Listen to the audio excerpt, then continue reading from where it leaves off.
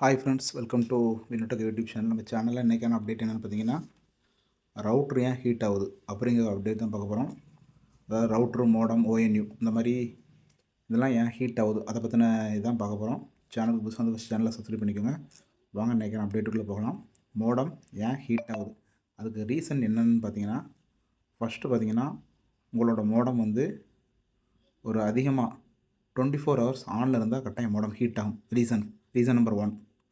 அப்புறம் என்னென்னு பார்த்தீங்கன்னா, ரீசன் நம்பர் 2 வந்து மோஸ்ட்லி எலக்ட்ரானிக் போர்டு எல்லாமே ஹீட் ப்ரொடியூஸ் ஆகும். அதிகமாக ஆனில் இருந்தாலே கட்டாயம் ப்ரொடியூஸ் ஆகும். அது எப்படின்னா, ஒரு கவர்டு பிளேஸ், அந்த டிவைஸ் தூக்கி ஒரு இதில் அடைச்சி வச்சிட்டிங்கன்னா கட்டாயம் ஹீட் ஆகும். அதுபோக டஸ்ட்டு இருந்து க்ளீன் பண்ணாமல் இருந்தாலும் கட்டாயம் ஹீட் ஆகும். அப்புறம் என்னென்னு பார்த்தீங்கன்னா, ஹெவி டேட்டா யூசேஜ். இப்போ இந்த மோடருக்குன்னா அதுக்கு தகுந்த மாதிரி டேட்டா யூஸ் பண்ணாமல் ஹெவியாக டேட்டா யூசேஜ் ஆகினாலும் கட்டாயம் இதாகும். அதுபோக ராங் அடாப்டர் இருந்தாலும், அதாவது நம்ம ரவுட்டர் வந்து ஹீட் ஆக வாய்ப்புகள் இருக்குது.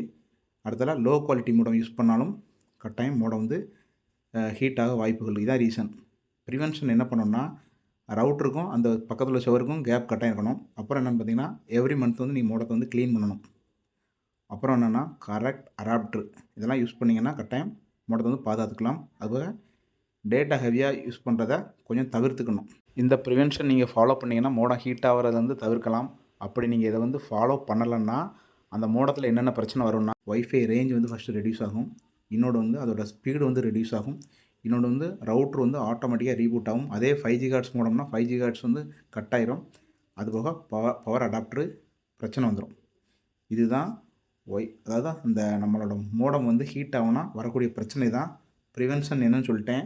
எப்படி செஞ்சால் அதை வந்து பாதுகாத்துக்கலாங்கிறத சொல்லிட்டேன். நம்மக்கிட்ட நிறைய பேர் கேட்குறது தான், மோடம் வந்து அடிக்கடி ஹீட் ஆயிரும். நம்மளே ஃபால்ட்டு பார்க்கும்போது தெரியும், மோடம் ஹீட் ஆயிரும். சம்டைம்ஸ் அங்கே போய் என்ன பார்த்தீங்கன்னா, மோடம் சுற்றி நிறைய டஸ்ட் இருக்கும்.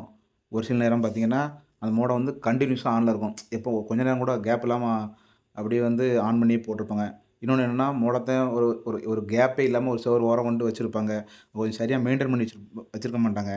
அதனால் இன்னொன்று எப்படின்னா, ஒரு மோடத்தை ஆஃப் பண்ணாமலே டேட்டா வந்து அதிகமாக யூஸ் பண்ணிகிட்டே இருப்பாங்க. அதனால் கொஞ்சம் மோடத்தை கொஞ்சம் ஆஃப் பண்ணி போட்டு யூஸ் பண்ணணும்.